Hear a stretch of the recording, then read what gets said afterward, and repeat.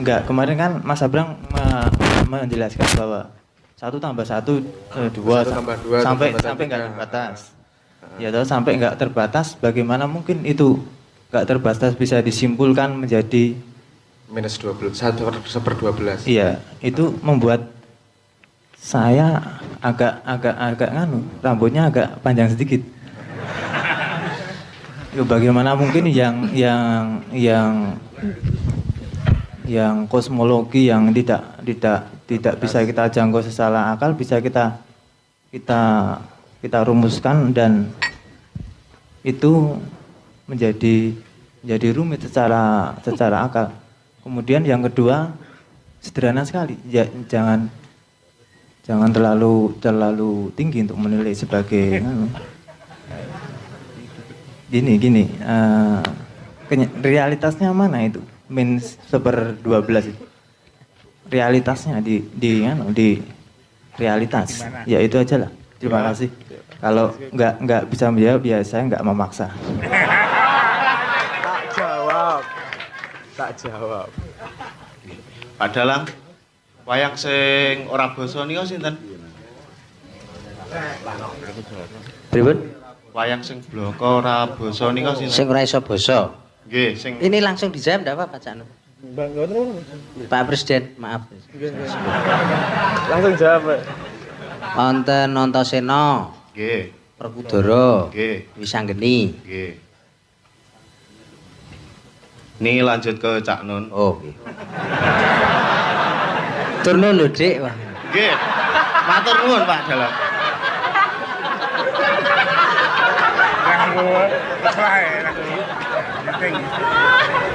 Sik rek, aku ning kene memposisikan diri sebagai Perkudara. Oh, ngopo to. Dadi ngene Cak Nun, Perkudara Cak Nun. Jenengan sebagai rajane. Iki pira? Kula nanggepi endi bulene, Mang? Oh nggih, Mas Bule namine sinten? Mas Bre. Namanya siapa?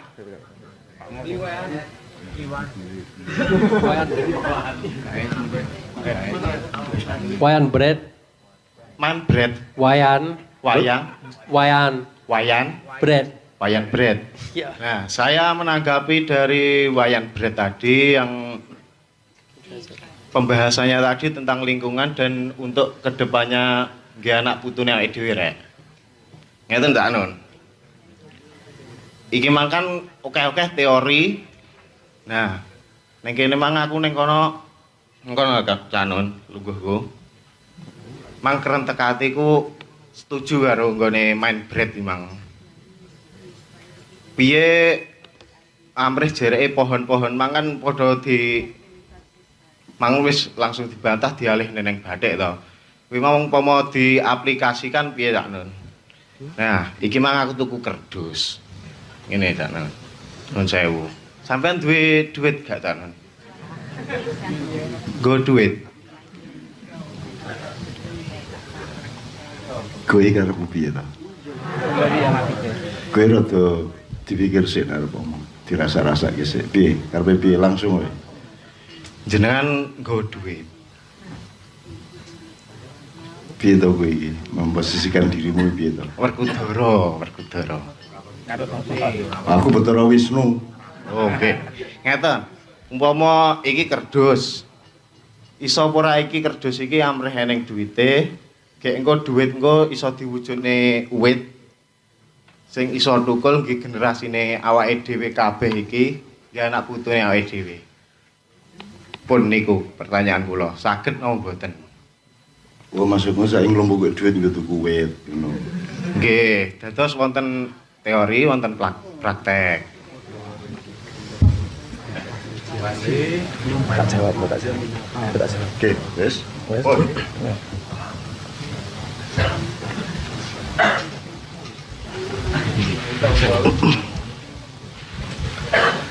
Oke, bismillahirrahmanirrahim. Saya akan jawab pertama. Karena tadi sudah di kaplok ruwet, ini mau tidak mau pertanyaannya rada ruwet ini jawabannya. Pertama, saya merespon kardus dulu. Tematik semua mengumpulkan uang untuk membuat sebuah pergerakan itu konsep paling sederhana dan paling singkat. Yang paling susah adalah bagaimana semua orang melakukan dengan tangannya sendiri. Semua orang mengalami.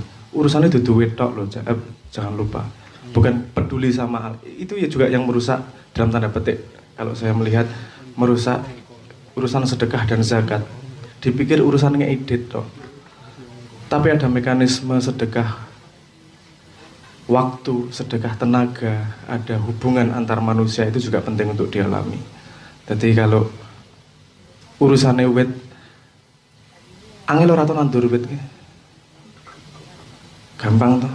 Kowe nglakoni ning omah lak ya iso toh.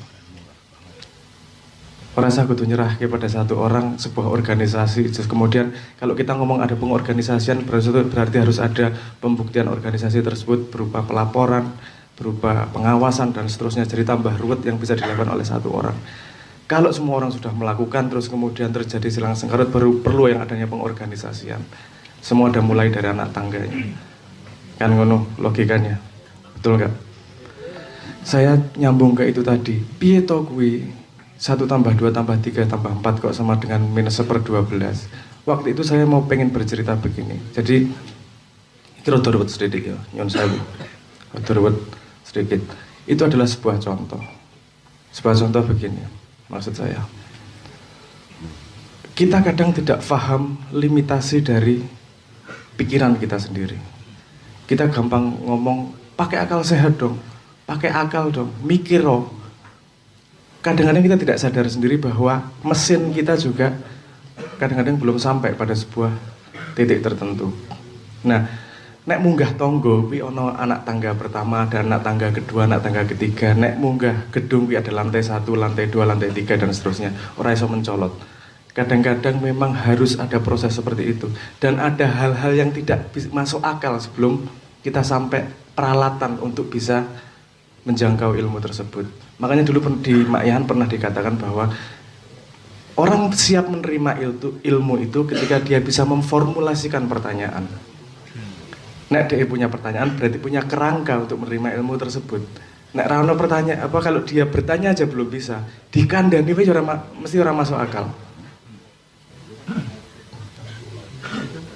Dulu paling gampang gini, misalnya kasih contoh yang nggak matematis ya. Saya kasih contoh yang ketika kita masih kecil saya minta dibeliin layang-layang. Terus Anda diberi kartu ATM.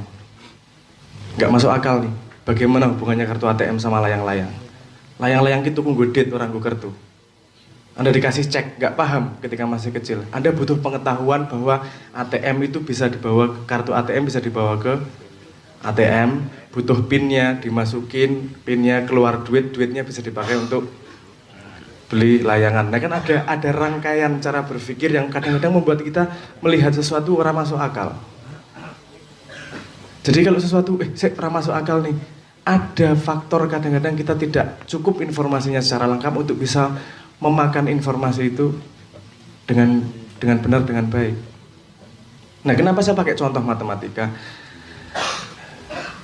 Ini iso rada sombong, ora sombong sih. Ini sepemahaman saya ya, nyuwun sewu. Ini sepemahaman limitasi pengetahuan saya.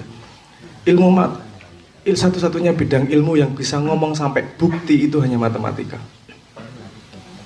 Lainnya itu nggak bisa ngomong tentang sampai bukti. Fisika sekalipun ngomong pakai rumusnya F sama dengan MA ini bener gini itu nggak membuktikan bahwa dunia itu benar seperti itu, tapi membuktikan bahwa rumusnya sudah mendekati dengan apa yang terjadi di dunia. Belum berarti rumusnya pasti benar loh, paham nggak maksud saya? Karena ilmu yang lain itu mencoba memandang dunia dan menteorikan yang menciptakan dunia adalah Tuhan, yang menteorikan adalah manusia. Maka yang terjadi adalah pendekatan semakin dekat tanpa bisa benar-benar bisa membuktikan itu adalah ujung dari kebenaran. Kak fisika dari dulu sampai sekarang juga berkembang, semakin benar. Misalnya teorinya Newton bisa untuk menghitung meriam, tapi kalau untuk mensinkronkan jam Anda dengan satelit dan GPS jamnya iso seragam kabeh, hukumnya Newton nggak bisa. Harus pakai hukum relativitasnya Einstein. Apakah Newton salah? Benar, cuman belum kurang presisi untuk sebuah kebutuhan tertentu. Butuh lagi Einstein untuk lebih teliti. Jadi Kenapa matematika hanya matematika yang bisa ngomong sampai bukti? Karena matematika diciptakan oleh kepala manusia sendiri. Paham maksud saya? Uteke menungso sing gawe rumus matematika iki. Ada bilangan rasional, irasional, bilangan transendental, bilangan macam-macam jenis bilangan itu yang menciptakan sing aran manusia sendiri sehingga dia bisa ngurut logikanya benar atau salah. Dan matematika itu bukan kalau matematika itu ngomong bukti, logika itu ngomong operator. Ya ini tambah ruwet meneh iki. Tapi nggak coba saya jelasin. Jadi kalau minus 1/12, piye kuwi buktine kok orang masuk akal. Saya kemarin ngomong, untuk bisa memahami itu, aku werung suwe, aku sinau akeh untuk bisa memahami. Kok iso to masuk akal 1/2 1 tambah 2 tambah 3 sampai tak terbatas itu kok bisa toh hasilnya minus 1/12. Aku sinau dawa untuk bisa memahami itu. Tapi nggak langsung ngomong nggak mungkin kira masuk akal. Karena saya tahu bahwa akal saya kan mungkin tidak sampai. Kalau ada orang banyak ngomong setuju bahwa itu benar, so pengerti aku sing pekok loh, nggak bisa memahami itu. Saya belum lama bisa memahami itu hasilnya minus 1/12. Harus belajar beberapa hal, beberapa disiplin, saya perhatikan langkahnya, seperti logikanya baru saya paham. Aplikasinya ada nggak? Ada aplikasinya. Tapi untuk memahami aplikasinya di mana juga lagi-lagi butuh pengetahuan. Setahu saya hasil minus 1/12 itu dipakai dalam string teori. String teori ini fisika sing advance meneh iki. Yang akhir-akhir ini. Belum sampai ujungnya. Nah, nek orang masuk akal saya sampai jeledeng sampai cangkemku ngoeh menjelaskan agar masuk akal itu tidak akan bisa juga. Kenapa? Karena bidang rumah pemahamanmu yang punya dirimu sendiri. Iki butuh kaki-kaki untuk memahami gitu. Paham maksud saya? Jadi bener salah ki ojo percaya bener, ora percaya. Tak goleki cara berpikirnya orang itu kok sampai ngomong itu bener gimana sih? Kalau kita sudah bisa menyelami cara berpikir orang yang sudah ngomong itu benar dan kita setuju, kita tidak bisa membantahnya. Berarti sejauh ini itu benar, ngono. Paham maksud saya? Bisa ilmu berkembang lebih lebar lagi dan bisa ngomong itu salah di belakangnya. Jadi ojo gampang ngomong salah maksud saya gitu. Coba dipelajari lebih lanjut, siapa tahu ada kita yang selip. Ya, siapa tahu kita ada yang belum belajar dari sudut pandang orang lain. Dan hasil dari saya belajar kepala banyak orang ini, garis-garis di kepala banyak orang ini yang saya pelajari, saya punya kesimpulan bahwa semua orang itu benar dengan perjalanannya. Cuma dia mandang dari sudut ini, dia mandang dari resolusi ini, dia dari jarak pandang ini. Semua itu punya kebenarannya dari sudut pandangnya. Tapi untuk kelengkapan gambarnya belajar banyak hal. Nah, bagaimana kita bisa meraih infinity tak terbatas itu? Wong tak terbatas kok bagaimana meraihnya? Nah, aku ngomongnya sederhana, pakai operator. Cara matematika kalau sudah nyenggol tak terbatas, itu sama sekali beda dengan pelajaran kita ketika SMA. Itu wis urusannya logika, wis urusannya piye yo? Itu sudah nggak bisa kita buktikan tak terbatas ki ngene orang nggo cara berpikir. Aduh. Saya kasih contoh begini. Ada salah satu ini rodok ngomong ruwet apa ya. Tapi saya pengen menunjukkan alat untuk menembusnya itu seperti apa. Ada pertanyaan begini. Ini ada cerita. Seorang profesor pengen menjelaskan jalur logika. Gini. Kalau ada hotel tak terbatas jumlah kamarnya, terus ada bis yang jumlah penumpangnya tak terbatas, kira-kira bisa dimasukin ke hotel itu atau tidak? Kamarnya tak terbatas, penumpangnya tak terbatas, cukup nggak dimasukin? Cukup ya, sederhana ya, karena kamarnya tak terbatas, hotelnya tak terbatas. Apa kamarnya tak terbatas? Penumpangnya tak terbatas. Sekarang kalau ada bis yang kedua datang dengan jumlah penumpang tak terbatas lagi, cukup nggak dimasukin hotelnya lagi? Cukup. Nah ini gini nih, kita teliti lagi. Kalau dari sudut pandang logika itu tadi. Nah, kalau tiga-tiganya tak terbatas, kalau ada bis kedua tak terbatas masuk ke hotel yang tak terbatas, berarti tak terbatasnya bis pertama itu terbatas dibandingkan tak terbatasnya hotel. Paham maksud saya? Paham ya logikanya ya? Makanya untuk ngomong bisa masuk itu argumentasinya beda. Bisa masuk nggak bisa ngomong hanya bisa gitu aja nggak bisa. Harus ada argumentasi logika bagaimana menjalankannya. Itu bisa masuk tapi pakai logika gini misalnya. Nanti yang masuk hotel di kamar pertama dipindah di kamar 2. Kamar 2 dipindah kamar 3. Kamar 3 pindah kamar 4 sampai tak terbatas. Paham ya? Kamar 1 jadi kosong toh? Dimasukin 1 orang dari bis yang kedua. Nah, kita sudah mengetahui sebuah proses memasukkan ke hotel tersebut. Kita baru bisa ngomong bahwa bis kedua bisa dimasukin ke hotel. Kita nggak ngomong jumlah nih. Kita ngomong sudah masuk kepada proses bagaimana itu bisa masuk. Kita ngomong logika operatornya di situ. Nah, ini memang sangat tidak intuitif matematika kalau sudah mulai ngomong ke tak terbatas. Itu sama sekali cara berpikir yang berbeda. Saya akan menjelaskan yang ini yang tadi kuliah matematika nanti.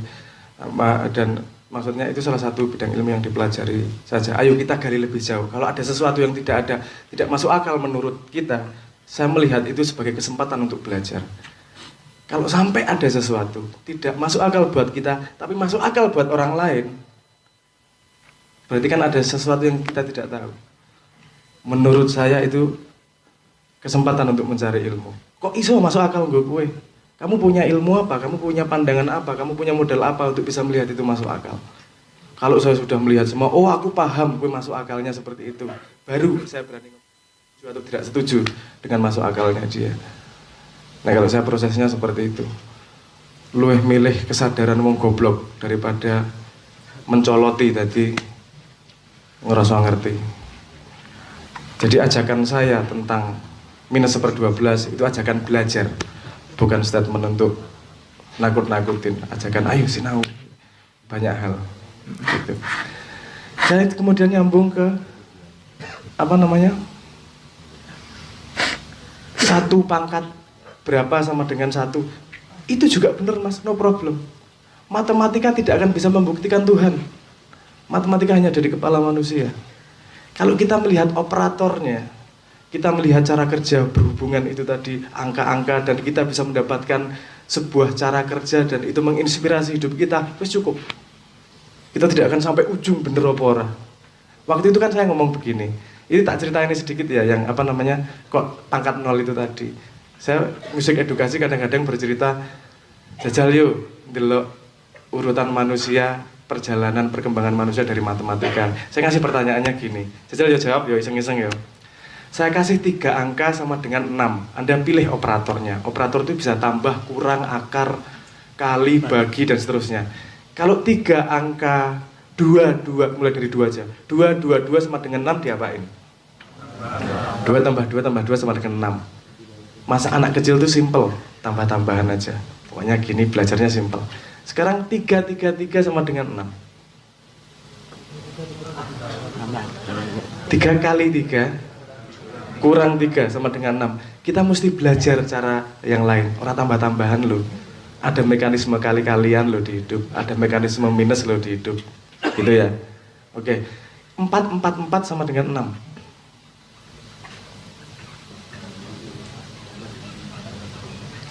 Akar 4 tambah akar 4 tambah akar 4 sama dengan 6. Ya, akar 4 kan 2. Belajarnya apa itu berarti? Ini kita mencari inspirasi untuk belajar aja. Loh, apa berarti ngomong apa tuh kok kita pakai akar 4? Sesuatu yang kita tahu dulu, angka 2, sesuatu kita tahu dulu, operator, tambah-tambahan, dulu tuh angka 2 tadi. Ternyata kita bisa dapatkan dari angka yang lain. Jadi ilmu tuh berhubungan, asal kita punya operator yang lain. Jadi satu ayat Quran bisa berarti macam-macam kalau kita punya cara pandang berbeda. Ini dikasih akar saja. Kita sudah bisa mendapatkan 6 lagi nih, mulai berkembang lagi pengetahuannya. Enggak nambah operator, tapi objek yang sama diolah dengan cara yang berbeda, tambah ilmu. Oke, 4, sekarang 5 sama dengan 6. Ternyata pelajaran yang kita alami dulu digabungkan hakikatnya, menghasilkan sesuatu yang berbeda lagi. Operatornya berbeda. Oke, 6 sama dengan 6.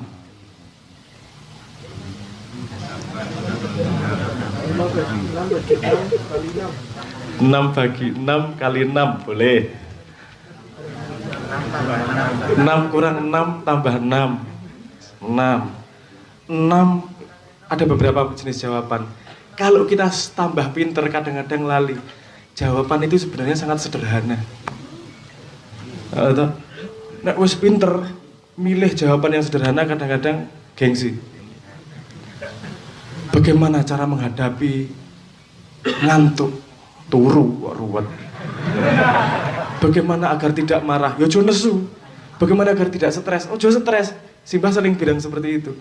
Kadang-kadang karena merasa ilmunya sudah banyak, jawaban terhadap sesuatu sok-sok pengen ruwet. Dari pelajaran 6 kita tahu bahwa kadang-kadang simple. Jangan terbawa sama operator sebelumnya. Oke, 777. 7 dikurang buka kurung, 7 dibagi 7 tutup kurung. 7 per 7 1, 7 dikurang 1 6. Nah, podo kita sudah tahu nih 6 nih. Kita sudah bisa menjawab 5, seharusnya sudah bisa menjawab 7. Cuman dibalik sedikit. Nah, kayak saya ngomong pelajaran ini proses manusia belajar. Dibalik komponennya sama, operatornya sama, sik nek urutannya beda, ternyata menghasilkan ilmu yang berbeda juga. Nah, itu pelajaran yang saya ambil. 777, 888.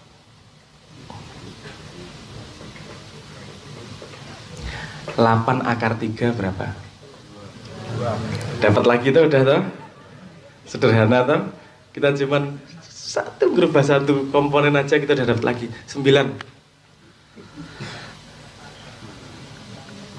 Akar 9 berapa? Sudah tahu 3?